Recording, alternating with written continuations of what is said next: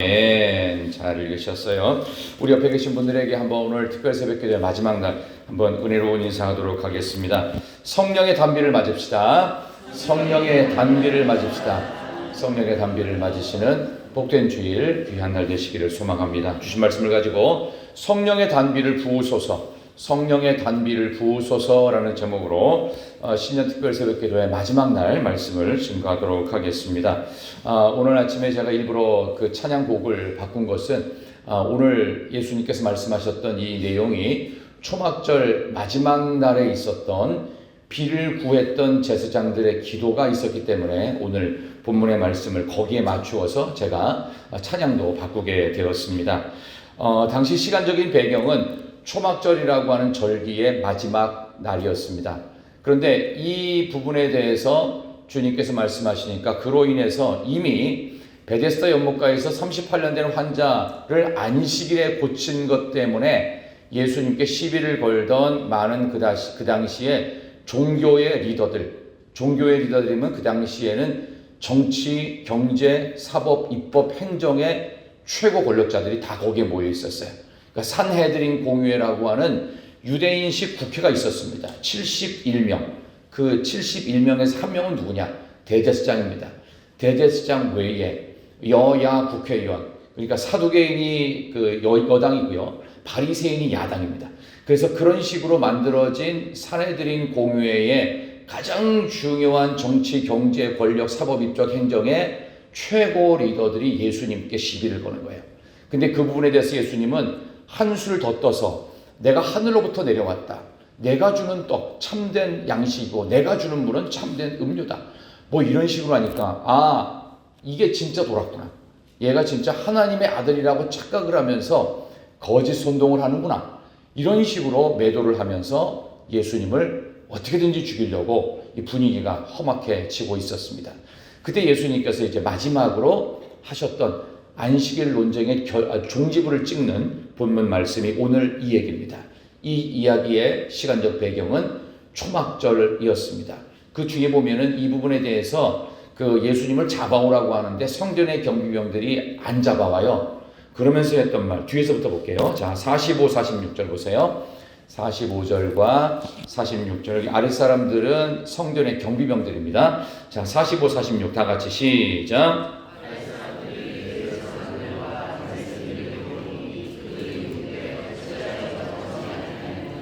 아랫사람들이 대답하되 그 사람이 말하는 것처럼 말한 사람은 이때까지 없었나이다 하니 아멘.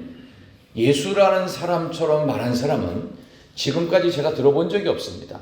그래서 감히 그분의 말씀하시는 권위 앞에서 우리 중 누구라도 우리는 성전 경비병으로 문제가 되는 소요와 밀란을 진압할 책임과 의무, 그것 때문에 저희들이 월급을 받는 사람들인데도 불구하고 이 사람이 말한 것을 들으면 그럴 마음이 안 생기던데요 하면서 명령을 내렸던, 그 다음에 47절 보니까 바리새인들이죠.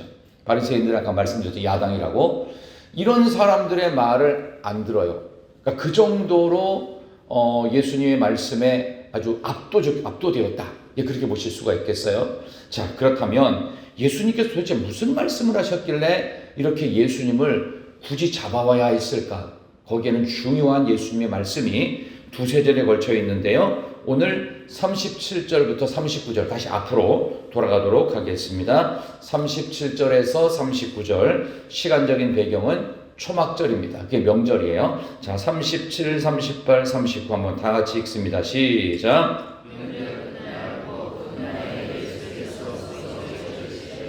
누구든지 목마르거든 내게로 와서 마시라. 나를 믿는 자는 성경의 이름과 같이 그 배에서 생수의 강이 흘러나오리라 하시니 이는 그를 믿는 자들이 받을 성령을 가리켜 말씀하신 것이라. 예수께서 아직 영광을 받지 않으셨으므로 성령이 아직 그들에게 계시지 아니하시더라. 아멘. 시간적인 배경은 초막절 명절의 끝날. 초막절 명절은 정확하게 일주일 7일을 지키게 되어 있습니다. 그리고 마지막 날이 8일째예요. 8일째를 말하는 거예요. 그게 명절 끝날 8일째 되던 초막절 끝날 8번째 날 큰 날에 예수께서 서서 외치시면서 누구든지 목마르거든, 이 37절이죠. 내게로 와서 마시라. 이 37절의 말씀을 보면 이거는 예수님께서 그냥 혼자 지어내신 말씀이 아닙니다. 유대인들이 지키는 이 초막절 규례를 우리가 한번 정확하게 알 필요가 있는데요. 한번 앞으로 좀 넘어가 보도록 할까요? 자, 레위기 말씀 잠깐 보겠습니다. 앞으로 넘어가셔서요.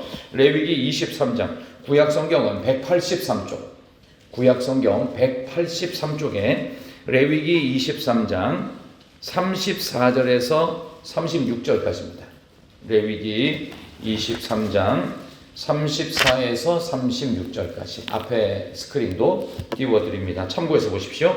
자, 레위기 23장 34절에서 36절까지 이스라엘 자손에게 시작. 이스라엘 자손에게 말하 이르라. 일곱째 달 15째 날은 초막절이니 여호와를 위하여 이레 동안 지킬 것이라. 첫날에는 성회로 모일지니 너희는 아무 노동도 하지 말지며 이래 동안 너희는 여호와께 화제를 드릴 것이요 여덟째 날에도 너희는 성회로 모여서 여호와께 화제를 드릴지니 이는 거룩한 대회라. 너희는 어떤 노동도 하지 말지니라. 아멘. 여기 나오죠. 여덟째 날에도 너희가 성회로 모여라. 화제를 드려라. 거룩한 대회라. 너희는 어떤 노동도 하지 말라. 그러니까 일하지 말라는 얘기 뭐냐 하면은 평소에 하고 있던 일을 잠시예요. 잠시 멈추고 하나님께만 집중해라.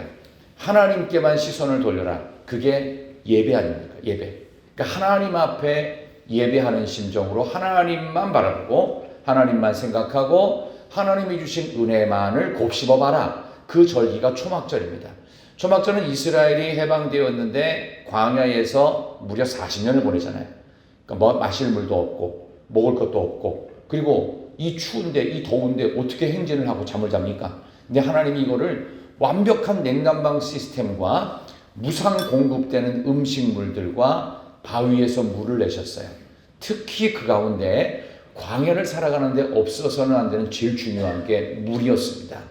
바로 그 물을 하나님 우리에게 비를 내려 주옵소서 라고 하는 기도가 여덟째 날 드렸던 초막절의 공통 기도였습니다. 바로 그것을 생각하면서 하나님 비를 내려주세요. 그래서 오늘 다시 돌아가서 요한복음 7장 우리가 처음에 읽었던 37절 여덟째 날 초막절 마지막 날 그게 오늘 37절이잖아요. 요한복음 7장 37절 명절 끝날 초막절 끝날 여덟째 날 큰 날에 예수께서 말씀하셨죠. 누구든지 목마르거든 내게로 와서 마시라. 비를 내려달라고 하는 제사장들의 기도와 일맥상통하는 그런 외침이에요. 누구든지 목마르거든 내게로 와서 마시라. 그 다음에 38절 나를 믿는 자는 성경 이름같이 그 배에서 생수의 강이 흘러나오리라. 이게 아까 말씀드린 광야에서 그들을 바위에서 물을 내신 하나님의 은혜를 기억하고 감사하라. 그 뜻입니다. 이거를 지금 이스라엘 사람들이 전 세계 어디를 가든 유태인들은요 초막절을 지킵니다. 간이 초막절에도 지켜가지고요. 그 미국으로 건너간 유태인들은 잔디밭이 많거든요.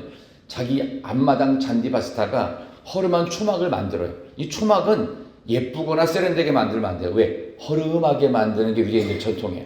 그래서 허름하게 만들어서 얼마나 고통스럽게 살았는데 하나님께서 비를 내려주신다. 그거를 마지막 날 제사장이 기도하게 돼 있어요. 하나님 비를 내려 주소서. 그래서 그 비와 함께 예수님께 선언하신 거예요. 나를 믿는 자는 성경 이름같이 그 배에서 생수의 강이 흘러넘쳐나리라.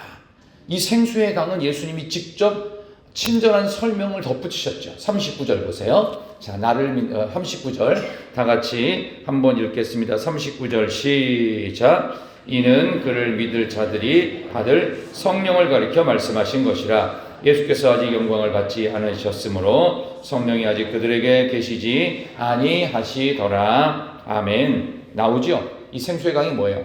성령. 믿을 자들이 받은 성령. 예수님이 직접 설명하셨으니까 재론의 여지가 없어요. 무조건 맞아요. 성령 받으라는 얘기입니다.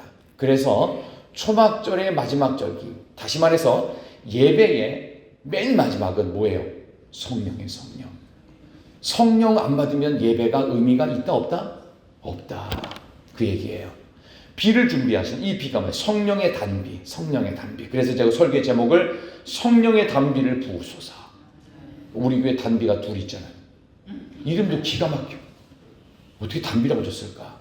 그걸 알고 지신 것 같기도 한데 이 성령의 단비를 우리에게, 우리 교회는 이미 2명이나 줬는데 우리 각자 다 진짜 단비를 내려야 돼. 맞아야 돼, 그 단비를. 예배의 마지막은 반드시 성령의 단비다. 믿을 자가 받을 성령을 가르쳐 말씀하셨더라. 근데 주님이 아직 영광 안 받으셨다는 것은 부활 승천 안 하셨기 때문에 주님이 가시고 나면 주님의 역할을 대신할 성삼위의 세 번째 하나님이신 성령의 하나님이 임재하는 예배, 그것이 우리 교회가 지향해야 될 최고의 목표입니다. 우리 교회의 앞으로의 영적 원동력은 딴 거 없어요. 성령 받는 거예요. 성령 받는 거. 성령의 단비가 여러분의 인생 가운데 촉촉하게 적셔져서 메마른 인생 가운데 없어서는 안 되는 단비로, 또 여러분이 먹고 살아가는 가장 중요한 것은 다른 어떤 것이 아니라 생명의 물이신 예수의 성령, 예수의 성령의 단비가 여러분의 인생을 촉촉하게 적셔할 줄로 믿습니다. 그래서 성령을 받는 5가지 비결을 성경에서는 얘기하고 있는데요. 사도행전에서 이것을 집중해서 다루고 있고 누가복음도 다루고 있어요. 이 보면은 누가복음, 사도행전은 전부 다 한 사람이 썼죠. 누가가 썼어요. 자, 첫 번째로 그럼 어떻게 성령의 강 같은 성령님의 은혜가 우리에게 임할 것인가? 예배를 드릴 때마다 5가지를 기억하십시다. 오늘 우리가 주일 예배를 드리는데 내가 마지막에 성령을 받았는지를 확인하기 위해서 5가지 준비가 있어야 돼요. 첫 번째, 기도하십시다. 제일 중요한 겁니다. 구하는 자에게 성령을 주시지 않겠느냐? 누가복음 11장 13절 말씀. 하나님께 기도하는 자에게 성령을 주신다고 예수님께서 직접 말씀하셨으니 우리가 성령을 못 받는 것은 기도를 안 했기 때문이다. 무슨 기도? 성령의 단비를 부으소서. 그 기도를 해야 된다는 얘기예요. 그러니까 예배가 끝날 무렵에 성령으로 내가 충만하지 않았다라면 뭐예요? 성령 받기를 기도를 안 했다는 뜻입니다. 그러므로 여러분 예배를 시작할 때, 준비할 때 하나님 오늘 예배 때 제가 성령 받게 해 주옵소서. 꼭 기도하십시오. 꼭. 누가복음 11장 13절 말씀. 그다음에 두 번째, 회개를 해야 됩니다. 그래서 사도행전 2장 38절을 보면 너희가 회개하여 죄사함을 받고 성령을 받으라. 분명히 기록하고 있어요. 너희가 회개하여 죄사함을 받고 성령을 받으라. 사도행전 2장 38절. 그러니까 성경에 있는 그대로 말씀드립니다. 그래서 성령이 안 받아졌다. 그럼 뭐예요?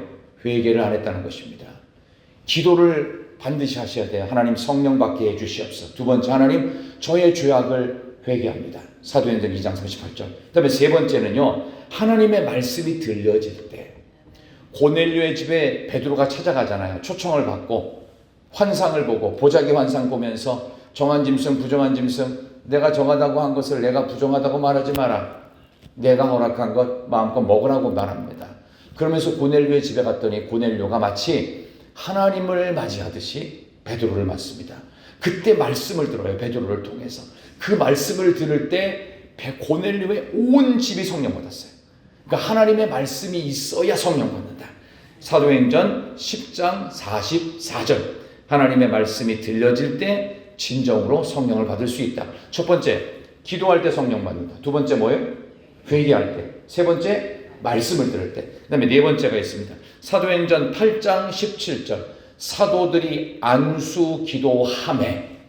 그러니까 우리가 성령 안 받고 그럴 때는요, 목회자를 찾아와가지고요, 안수 기도를 받아도 성령 받는데 굉장한 유익을 얻을 수 있습니다. 그래서 지금도 제가 기억나는 것이, 저는 이제 서울 경기권에 살았으니까 제가 고등학교 무렵인가요? 2학년인지 모르겠어요. 근데 그때 옛날에는 이 금요일 철야 기도를 한 달에 한 번은 산기도 갔습니다. 산기도 가면은 밤새 기도하고 내려오는 거예요. 그래서 경기도에서 제가 있던 지역에서 가까운 산이 청계산이었습니다. 이 청계산에 올라가면은 청계산에는 이렇게 묘가 많아요. 묘가. 그래서 묘들을 피해갈 수가 없어요. 왜? 여기저기서 산기도하는 교회 팀들이 와 있어요. 그러니까 어쩔 수 없이 묘 근처에서 기도하는데 그 묘자리 옆에서 기도하는 게 묘한 매력이 있습니다. 묘 옆에서 기도하면 묘한 매력이 있어요. 그래서 마치 죽음과 삶의 중간쯤에서 기도하는 것 같아요. 하나님, 우리도 장차 저 묘에 묻힐 텐데 하나님 우리를 부활시키시고 막 이러면서 두려움 반, 막 경건함 반, 신비함 반. 그래서 나중에 아침에 해가 이렇게 저쪽에 떠올 때 그때 내려가거든요. 그래서 거기서 새벽기도까지 마치고 내려가서 집에 갔던 기억이 지금도 나는데, 그때 그 어떤 권사님인가 누군가가 저한테 그러는 거예요. 야, 목사님 옆에서 기도해봐. 그러면 안수기도 받는 느낌이야. 그럼 성령 받아. 뭐 이런 얘기를 하는 거예요. 근데 그 권사님이 목사님 옆에서 기도하다 성령 받았어요. 뭐 그런 일이 있었어요. 그만큼 여러분들 성령 받기를 갈망하시라는 거예요. 이게 초막절 절기의 8번째 날, 큰 날 명절에 그 배에서 생수의 강이 믿을 자가 받을 성령을 가리켜 말씀하십니다. 그러니까 우리의 예배의 끝자리는 반드시 성령 받아야 된다. 다시 정리합니다. 어떻게 성령 받느냐? 기도할 때. 두 번째는 회개할 때. 세 번째는 뭐예요? 말씀을 들을 때. 네 번째는 안수기도. 근데 맨 마지막 다섯 번째 뭐냐? 순종할 때 성령을 받습니다. 사도행전 5장 32절입니다. 말씀에 순종하여 그 말씀대로 사람들이 살아가면서 그들은 성령의 임재를 계속 경험했습니다. 이게 초대교회의 아름다운 시작이었어요. 그러니까 우리가 왜 자꾸 뭐 초대교회로 돌아가자, 처음으로 돌아가자 이런 말을 하는 이유는 딱 하나입니다. 성령을 충만하자. 성령의 담비가 늘 있어야 돼. 그러니까 오늘 우리가 불렀던 비준비하시니 그런 거 아닙니다. 그런 거 아닙니까? 주님의 백성들을 위해서 하나님께서 성령의 단비를 준비하신다. 이게 얼마나 놀라운 비밀입니까? 여기에서 이 5가지 성령의 생수와 같은 생명의 강 같은 성령을 받을 때 이 모든 것이 공통분모가 있어요. 어떻게 받느냐? 정리하면 기도할 때, 회개할 때, 말씀을 들을 때, 안수기도 받을 때, 그리고 말씀대로 순종할 때 성령을 받는데, 이 모든 것의 공통분모는 딱 한 가지입니다. 어떻게 해야 되느냐? 하나님을 사랑해야 됩니다. 이게 핵심이에요.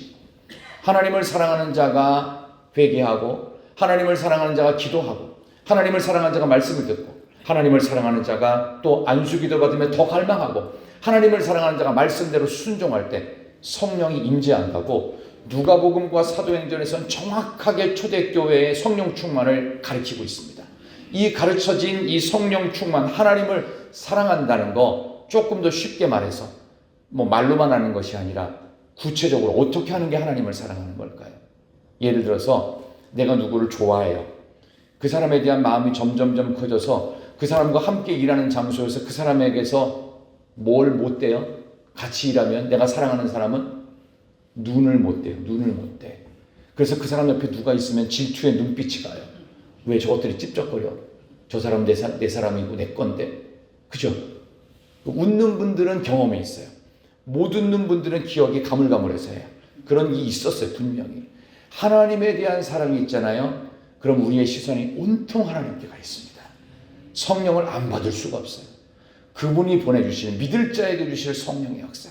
우리 교회는 앞으로 성령의 단비를 받기 위하여, 그 단비를 맡기 위하여 하나님을 사랑하는데 하나님께 온통 시선을 집중하는 진정한 희락교회, 기쁨이 충만한 우리 교회가 2025년에 아름다운 열매들로 맺혀지기를 진심으로 축원합니다. 자, 비준비하시니 우리 마지막으로 같이 한번 다시 찬양하도록 하겠습니다. 가사를 생각하시면서 함께 찬양합니다.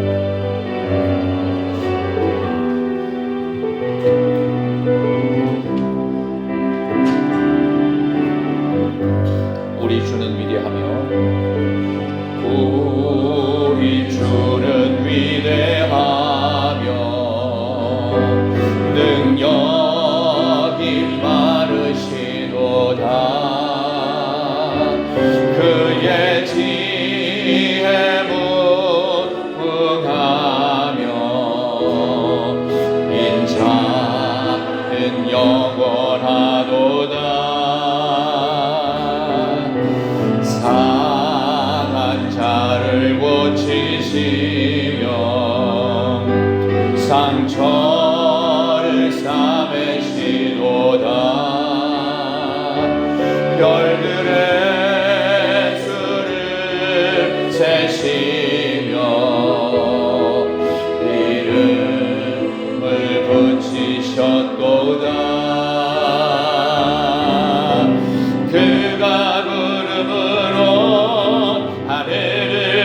덮으시며 땅을 위하여 이 준비하시. 다시 한 번 더. 그가 구름으로 하늘을 덮으시며 땅을 위하여 이 준비하신. 마지막으로 그가 구름으로 하늘을 덮으시며 땅을 위하여 이 준비하시니. 예루살렘아 예루살렘아 여호와를 찬송할지어다. 내 하나님을 감사함으로 그 앞에 나가며 그 임재 앞에 옆에 손을 들고 예루살렘아 예루살렘아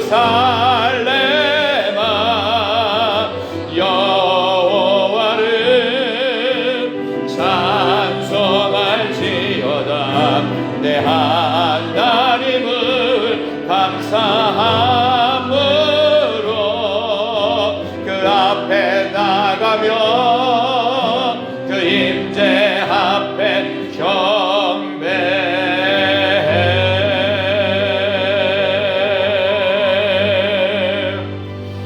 성령 하나님, 오늘 이 자리에 임재하여 주시옵소서.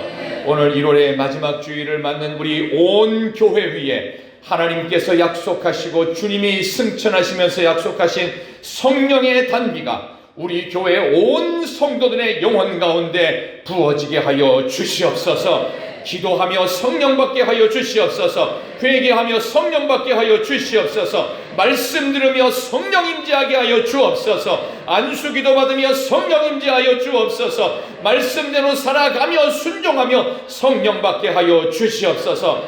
하나님 사랑합니다. 하나님을 사랑합니다. 하나님을 사랑합니다. 우리의 모든 시선이 오직 주님께만 집중되는 성령 충만한 희락교회 공동체가 되게 하여 주시옵소서. 예수 그리스도의 이름으로 기도하옵나이다. 아멘.